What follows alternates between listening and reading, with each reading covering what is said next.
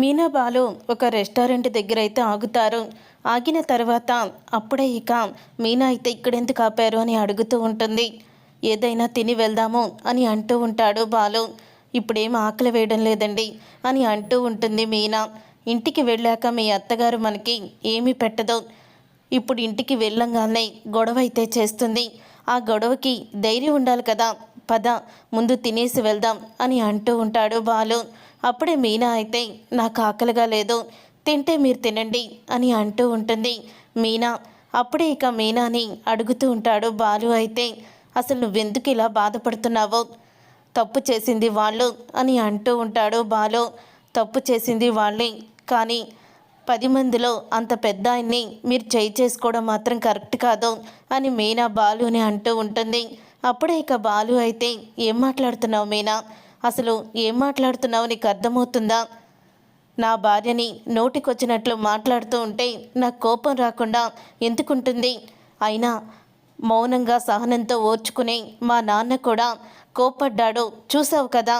అయినా వాళ్ళు మనల్ని ఎంతలా అవమానించాలని చూశారు.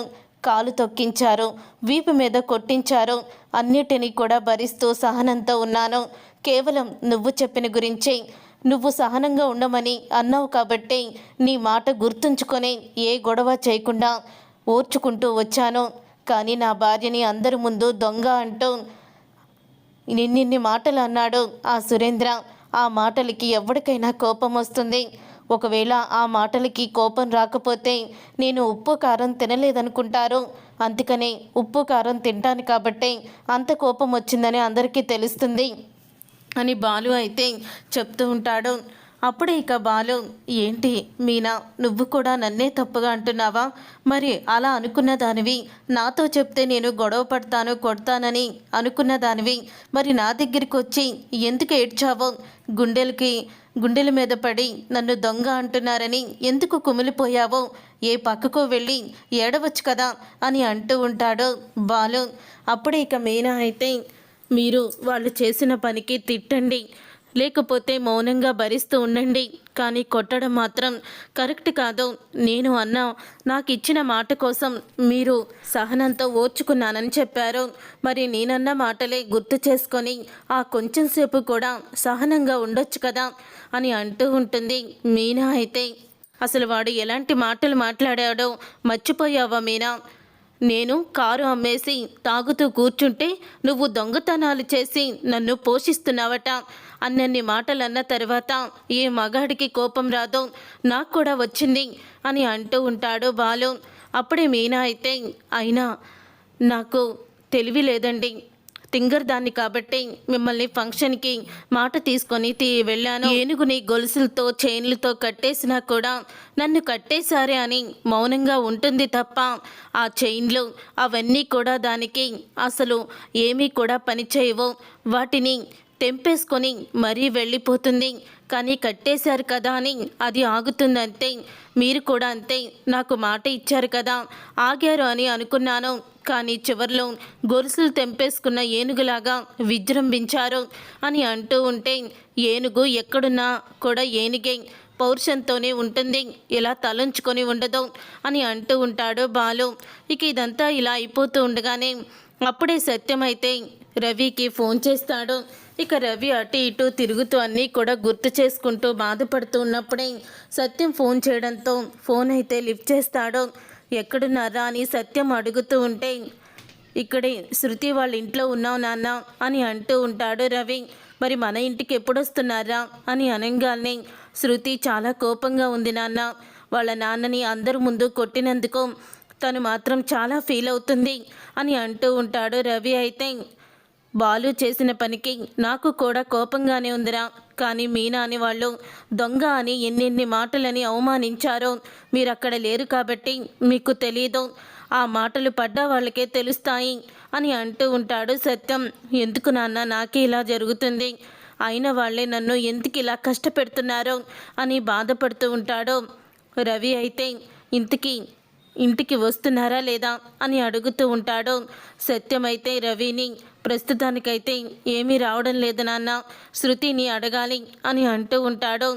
రవి శృతికి నచ్చ చెప్పి నువ్వు తీసుకురావాలి అని అడుగుంటూ ఉంటాడు సత్యం.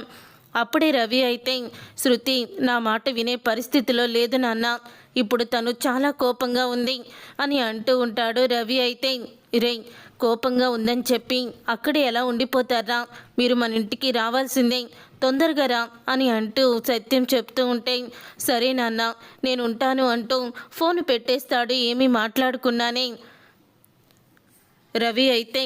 అప్పుడు ఇక సత్యమైతే రే రవి రవి అంటూ ఫోన్లో మాట్లాడతాడు, కానీ అస్సలు కూడా మాట్లాడడం. ఇదంతా ఇలా జరుగుతుండగా సత్యం ఫోన్ చేసి రవికి లోపలికైతే వెళ్తాడు. ఏమైందండి, శృతి రవి ఇద్దరు కూడా వస్తున్నారంట అని అడుగుతూ ఉంటుంది ప్రభావతి. అప్పుడే ప్రస్తుతానికి శృతికి చాలా కోపంగా ఉందని, తరువాత 2 రోజులు ఆగి తీసుకొస్తానని రవి చెప్పాడు అని అనడంతో అప్పుడే ఇక ప్రభావతి అయితే నాకు తెలుసండి, శృతి ఎంత బాధపడుతుందో ఎంత కుమిలిపోతుందో నాకు మొత్తం తెలుసు అని అంటూ ఉంటుంది ప్రభావతి. ఇదంతా కూడా ఆ దరిద్రుడు చేసిన పని అని తిట్టుకుంటూ ఉంటుంది. మళ్ళీ బాలుని అయితే అప్పుడే ఇక సత్యం అంటూ ఉంటాడు, చూడు ప్రభా వాళ్ళు వస్తారు, రాక ఎక్కడికి పోతారో, నువ్వు వెళ్ళి భోజనం చెయ్యి అని అంటూ ఉంటాడు సత్యం. అప్పుడే ఇక ప్రభావతి అయితే భోజనం లేదు ఏమీ లేదు, వాడు చేసిన పనికి కడుపు నిండిపోయింది అని అంటూ ఉంటే ప్రభా వాళ్ళు వస్తారు, నువ్వేమీ కంగారు పడుకో అని అంటూ ఉంటాడు సత్యమైతే. తర్వాత ఇక రవి అయితే శృతి దగ్గరికి అయితే వెళ్తాడు. ఇక శృతి అయితే ఆడుకుంటూ ఉంటుంది ఫోన్లో. అప్పుడు ఇంకా అసలు ఏమీ జరగనట్టు, ఫంక్షన్లో అంత పెద్ద గొడవ జరిగినా అలా ఫోన్లో ఆడుకుంటున్నా కూర్చుంటున్నావేంటి, ఇంత కూడా ఆలోచన లేదా నీకు అని అడుగుతూ ఉంటాడు రవి అయితే శృతిని. అప్పుడు ఇక శృతి అయితే ఏమీ మాట్లాడకుండా మౌనంగా ఉంటుంది. ఏంటి శృతి, నేను ఇలా మాట్లాడుతూ ఉంటే నా మాటలు వినిపించుకోకుండా అలా మౌనంగా ఉన్నావేంటి అని అడుగుతూ ఉంటే నేనేమీ మౌనంగా లేను, నీ మాటలన్నీ కూడా నేను వింటూనే ఉన్నాను, చెప్పు అని అంటూ ఉంటుంది శృతి. పద వెళ్దాం ఇంకా అని అంటూ ఉంటాడు రవి అయితే. ఎక్కడికి వెళ్ళేది అని అడుగుతూ ఉంటుంది శృతి. మన ఇంటికి వెళ్దాము అని అనగానే ఇప్పుడు మనం ఏమన్నా ప్లాట్ఫారం మీద ఉన్నామా, మనం ఇంట్లోనే కదా ఉన్నాము అని అంటూ ఉంటుంది శృతి. ఇప్పుడు నువ్వు ప్లాట్ఫారం మీద ఉన్నావని నేను అనలేదు కదా, ఇప్పుడు మన ఇంటికి వెళ్దాం పదా అని అడుగుతూ ఉంటే మనం ఇంకా ఇల్లు కొనుక్కోలేదు కదా, మన సొంత ఇల్లు కొనుక్కున్నప్పుడు అప్పుడు కదా మన ఇల్లు అయ్యేది అని అంటూ ఉంటుంది శృతి. మన ఇల్లు కాదు మా అమ్మ వాళ్ళ ఇంటికి అని అడుగుతూ ఉంటాడు రవి అయితే.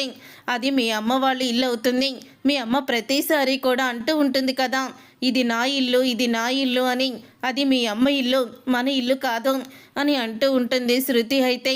అప్పుడే రవి అది విని ఏంటి శృతి ఇంటికి వెళ్దాం పదా, ఇక్కడ ఎన్ని రోజులని ఉంటాము అని అనగానే మా నాన్న ఫోన్ చేసి బాధపడుతున్నారు అని అంటూ ఉంటాడు రవి.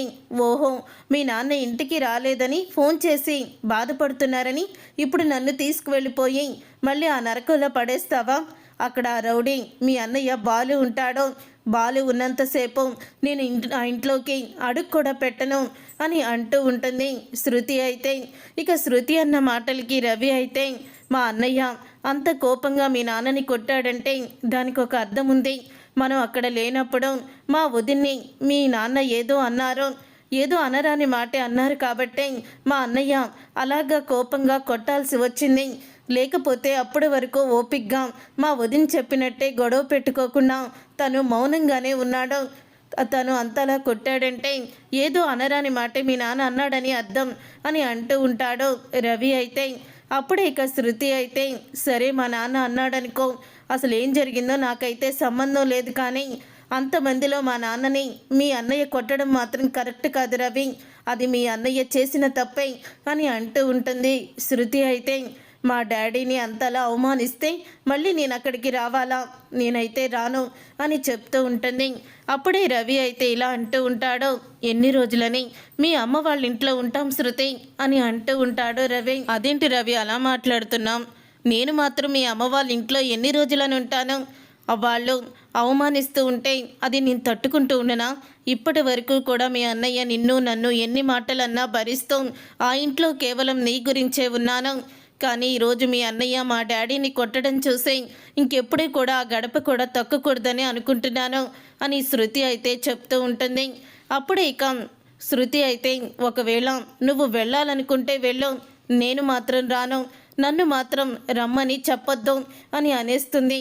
నేను మా అమ్మ వాళ్ళ ఇంట్లోనే ఉంటాను అని అనగానే, సరే ఇదే నీ నిర్ణయమా అని అంటూ ఉంటాడు రవి. అవును రవి, నేను మాత్రం ఆ బాలు అక్కడ ఉన్నంతసేపు అస్సలు కూడా నేను ఆ ఇంట్లోకి అడుగు పెట్టను అని చెప్పేస్తుంది కరాఖండిగా. అప్పుడు ఇక రవి అయితే బ్యాగ్ తీసుకొని కబోర్డ్లో నుంచి బయలుదేరడానికి సిద్ధమవుతాడు. ఇలాగ రవి శృతి ఇద్దరు మాట్లాడుకునే మాటలన్నీ కూడా వినేస్తుంది శోభ. అయితే ఇక వినేసి రవి ఎక్కడికో బయలుదేరుతున్నాడని తెలుసుకొని తను కూడా ఏదో ఒకటి రవితో చెప్పి ఆపాలని ప్రయత్నిస్తూ ఉంటుంది. తరువాత ప్రభావతి అయితే అటు ఇటు తిరుగుతూ టెన్షన్ పడుతూ ఉంటుంది. అప్పుడు ఇక సత్యం అయితే, ఏంటి ప్రభా, ఇంకా నువ్వు అలాగే ఉన్నావా? జరిగిందేదో జరిగిపోయింది, ఇప్పుడు కన్నా కొంచెం ప్రశాంతంగా ఉండు అని అంటూ ఉంటే, ప్రశాంతంగానా? నా మనసుకు ప్రశాంతత కూడాను అని అంటూ ప్రభావతి అయితే కోపంతో రగిలిపోతూ ఉంటుంది. ఇంతలో బాలు మీనా ఇద్దరు కూడా ఇంటికైతే వస్తారు. బాలు మీనా ఇంటికి రావడం చూసి ప్రభావతి వాళ్ళని చూసి ఇంకా కోపంగా ఉంటుంది. వాళ్ళు గదిలోకి వెళ్తూ ఉండగా, ఆగండి, ఎక్కడికి వెళ్ళారు అని అడుగుతూ ఉంటుంది ప్రభావతి వాళ్ళిద్దరినీ కూడా. మలేషియా వెళ్ళాలనుకున్నాము, కానీ పాస్పోర్ట్ వీసా లేదని చెప్పి వెనక్కి వచ్చేసి రెస్టారెంట్కి వెళ్ళి తినేసి వస్తున్నాము అని అంటూ ఉంటాడు బాలు. అప్పుడే ఇక ప్రభావతి అయితే, ఇన్ని రోజులు నిన్ను ఓర్చుకుంటూ ఓపిక పడుతూ వచ్చాను, ఇక నా వల్ల కాదు అని అంటూ ఉంటుంది ప్రభావతి. అప్పుడే బాలు అయితే, నువ్వు కాదు ఓర్చుకుంది, నేనే ఓర్చుకుంటూ నువ్వు చేసినవి క్షమిస్తూ వచ్చాను అని అంటూ ఉంటాడు బాలు. అయితే అసలు నువ్వు నా కొడుకువే కాదురా అని అంటూ ఉంటుంది ప్రభావతి. అయినా ఇప్పటి వరకు ఏదో కొడుకుగా అన్నట్టు భలే చెప్తున్నావే అని అంటూ ఉంటాడు బాలు. రే, నువ్వు నా కడుపున చెడబుట్టావురా అని చెప్పి తిడుతూ ఉంటుంది ప్రభావతి. అయితే అప్పుడే ఇక మనోజు రోహిణి ఇద్దరు కిందకి వస్తూ ఉంటారు. అప్పుడే మనోజు బాలుని చూసి, బాలు మీనా వచ్చేశారు, ఈరోజు అమ్మ వాళ్ళని ఇంట్లో నుంచి బయటికి గెంటేయడం ఖాయం, ఇక మనం హ్యాపీగా ఉండొచ్చు పద అని అంటూ మనోజ్ రోహిణి ఇద్దరు ఎంతో ఆనందపడుతూ ఇక కిందకైతే వస్తారు. అప్పుడు ఇక ప్రభావతి అయితే అంటూ ఉంటుంది, చూడు, ఈ రోజు నుంచి నువ్వు ఇంట్లో ఉండడానికి వీల్లేదు, బయటికి వెళ్ళిపో అని అంటూ ఉంటుంది ప్రభావతి. అప్పుడే ఇక చెప్తూ ఉంటాడు బాలు. అయితే ఏంటి ఏంటి నువ్వు చెప్పేది? ఈ ఇంట్లో నుంచి నన్ను వెళ్ళిపోమంటున్నావా? ఎక్కడికి వెళ్ళాలి? పార్కులో కూర్చొని పల్లీలు తినడానికి నేనేమన్నా ఈ లక్షలు మింగేసినోడు అనుకుంటున్నావా అని అంటూ ఉంటాడు బాలు. అప్పుడే ఇక మనోజు రోహిణి ఇద్దరు కూడా అలా షాక్ అయిపోయి చూస్తూ ఉండిపోతారు. అసలు ఆయన్ని ఇంట్లో నుంచి వెళ్ళిపోమని అంత తప్పు ఆయన ఏం చేశారు అత్తయ్య అని అడుగుతూ ఉంటుంది మీనా. ఏంటి, వాడినొక్కడిని ఇంట్లో నుంచి వెళ్ళిపోవాలని అంటున్నాను అనుకుంటున్నావా? నువ్వు కూడా వాడితో పాటు ఇంట్లో నుంచి బయటికి వెళ్ళిపో. అసలు నీ జాతకం ఏంటో కానీ ఎప్పుడైతే ఇంట్లో అడుగు పెట్టావో అప్పటి నుంచి కూడా ఇంట్లో గొడవలే, అవి కూడా కొట్టుకొని రక్తాలు వచ్చేంత గొడవలే జరుగుతాయి తప్ప ఎప్పుడూ కూడా గొడవలు జరగకుండా మాత్రం లేదు. నువ్వంత అదృష్టవంతురాలివి అని అంటూ ఉంటుంది ప్రభావతి. అయితే అప్పుడు ఇక బాలు అయితే, సరే పదమీనా, మనం ఇంట్లో ఉండడం ఇష్టం లేనప్పుడు మనం ఎందుకు ఇంట్లో ఉండాలి అని వెంటనే తన గదికైతే వెళ్తాడు. తన గదికి వెళ్ళిన తర్వాత అప్పుడు ఇక మొత్తం బట్టలన్నీ కూడా సర్దుకొని బ్యాగులు తీసుకొని కిందకైతే వస్తూ ఉంటారు బాలు మీనా.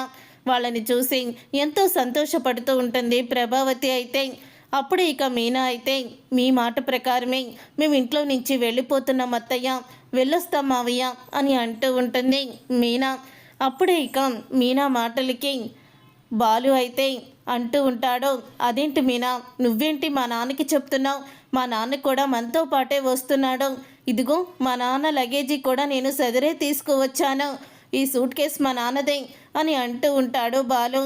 అది విని ఒక్కసారి ప్రభావతి షాక్ అయిపోతూ, ఏంట్రా నా భర్తని నా నుంచి దూరం చేసే హక్కు నీకెవరిచ్చారా అని అడుగుతూ ఉంటుంది. ప్రభావతి అయితే నాన్న నన్ను చూడకుండా ఉండలేడు, నేను నాన్నని చూడకుండా ఉండలేను, అందుకని నేను మా నాన్నని తీసుకొనే వెళ్తాను. అసలు ఇన్ని రోజులు నేను ఇక్కడ ఉన్నదే మా నాన్న గురించి. ఎన్ని అవమానాలు భరిస్తున్నా, నా భార్యని ఎంత కష్టపెడుతున్నా, తను పేదింటి నుంచి వచ్చింది, మిగతా కోడళ్ళు కోటీశ్వర్ల ఇంటి నుంచి వచ్చారని నా భార్యని పని మనిషిని చేసి ప్రతి ఒక్కరికి కూడా సేవ చేయించుకున్నారు. ఆ ఇంగిత జ్ఞానం కూడా ఒక్కళ్ళకి కూడా లేదు. కనీసం మీనా మీద ఏనాడు కూడా ప్రేమగా తిన్నావా అని ఒక్క మాట కూడా నువ్వు అడిగావా? లేదు కదా. ఇలాంటి రాక్షసుల మధ్య నేనున్నానంటే దేవుడు లాంటి మా నాన్నే కారణం. మా నాన్న ఉన్నాడు కాబట్టి నేను ఇంకా ఇంట్లో ఉన్నాను. నేను ఇంట్లో లేకపోతే మా నాన్న కూడా ఇంట్లో ఉండడం, నేను మా నాన్నని తీసుకొని వెళ్ళిపోతున్నాను అని అంటూ ఉంటాడు. బాలు అయితే రే నేను మాత్రం మీ నాన్నని నీతో పంపించను అని అంటూ ఉంటుంది ప్రభావతి. అప్పుడే ఇక సత్యమైతే నువ్వు పంపించకపోతే నేనైతే వెళ్తాను, నేను నా కొడుకు దగ్గరే ఉంటాను అని సత్యమైతే ప్రభావతికి షాక్ ఇస్తాడు.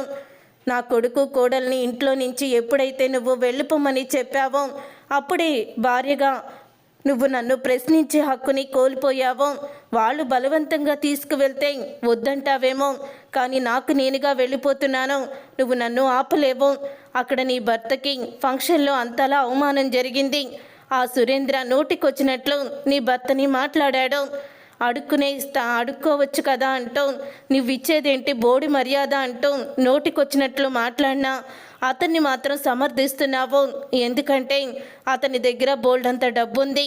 ఆ డబ్బుని కొడుకు పేరు మీద కూతురు పేరు మీద రాస్తాడు. ఆ డబ్బులు చూసుకొని నువ్వు బ్రతికేయొచ్చు అనుకున్నావు. కానీ రిటైర్ అయిన ఈ డ్రైవర్ దగ్గర ఏముంది? తీసుకొచ్చిన 40 లక్షలు మింగేశాడు ఆ మనోజ్ గాడు. వాణ్ణి కూడా ఇంట్లో ఉండనిస్తున్నావు, కానీ నా కొడుకు ఇంటిల్లిపాదిని పోషిస్తున్నాడు. నా కోడలు ఒక పని మనిషిలా అందరికీ సేవలు చేస్తుంది. అదే వాళ్ళు ఇద్దరూ లేకపోతే ఈ ఇల్లు ఎలా ఉంటుందో ఒక్కసారి ఊహించుకో.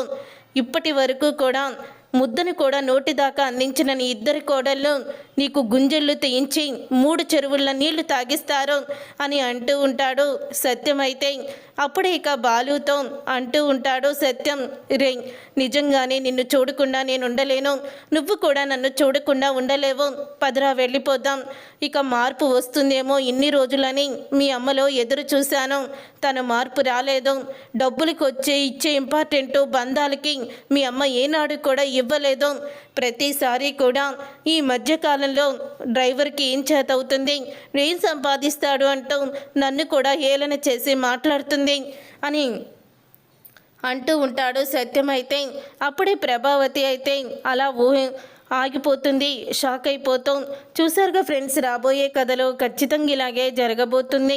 మరి ఇలాగే జరగాలని మీరైతే కోరుకుంటున్నారా? అయితే వీడియోని తప్పకుండా లైక్ చేసి ఛానల్ని సబ్స్క్రైబ్ చేసుకొని పక్కనే ఉన్న గంట సింబల్పై ఆల్ అని క్లిక్ చేయండి. అప్పుడే మేము పెట్టే ప్రతి వీడియో మీరు మిస్ కాకుండా చూసేయవచ్చు.